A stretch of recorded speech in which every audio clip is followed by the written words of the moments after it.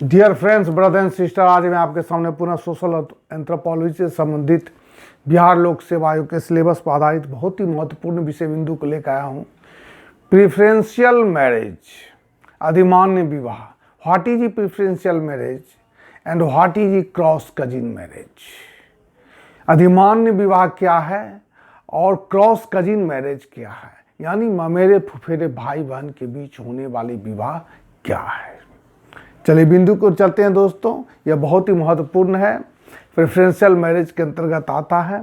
यह कई बार बिहार लोक सेवा आयोग में पूछा जा चुका है और पूछने की पूरी संभावना बनी रहती है। इसलिए आप लोगों से गुजारिश है कि आप वीडियो को पूरा देखिए, बढ़िया से देखिए और बढ़िया से सुनिए, जरूरी है। चलिए बिंदु की ओर चलते हैं।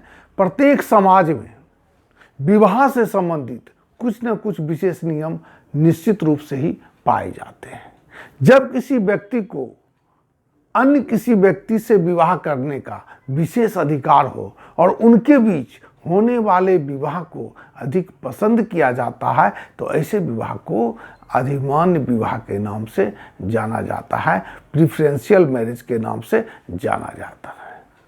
साथ ही इस प्रकार के विवाह में कन्या मूल की समस्या का भी समाधान हो जाता है और एक क्षेत्र विशेष के अंदर ही सरलतापूर्वक विवाह साथी उपलब्ध हो जाता है। अनेक जनजातियों में परिवार के अंदर ही विवाह साथी चुनने की प्राथमिकता होती है। इस कारण से भी इस प्रकार के विवाह को अधिमान्य विवाह के नाम से जाना जाता है।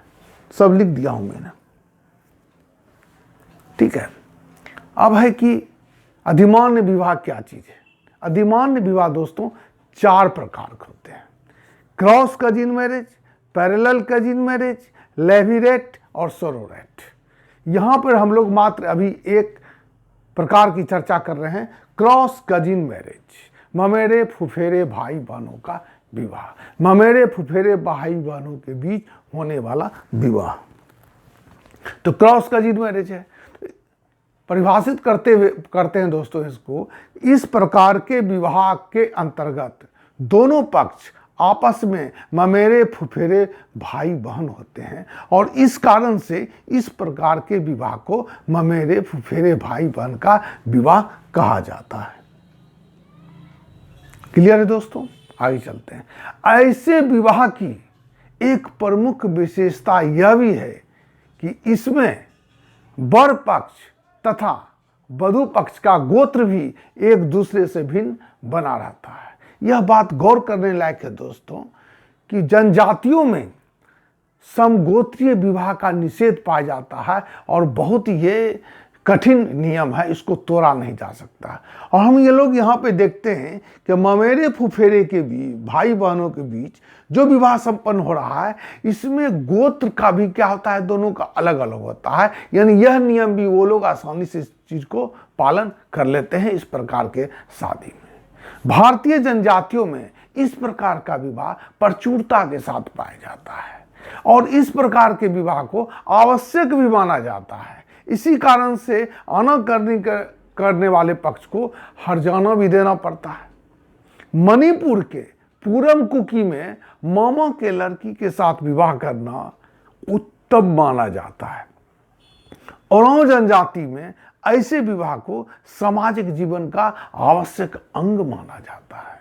भील जनजाति में ऐसे विवाह को यदि कोई पक्ष इनकार करता है तो उसे हर्जाना देना पड़ता है।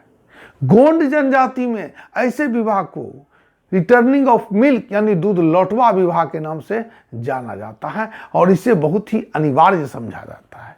इसके अतिरिक्त खरिया जनजाति, खासी जनजाति, कादर जनजाति, असम के मिकिर जनजाति में भी क्रॉस कजिन मैरिज, ममेरे फुफेरे भाई बहन के बीच होने वाले विवाह की प्राथमिकता दी जाती है, यानी अधिमान्य विवाह पाया जाता है।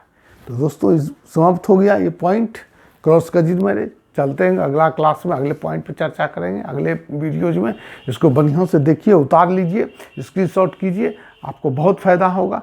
लाइक कीजिए, सब्सक्राइब कीजिए। धन्यवाद।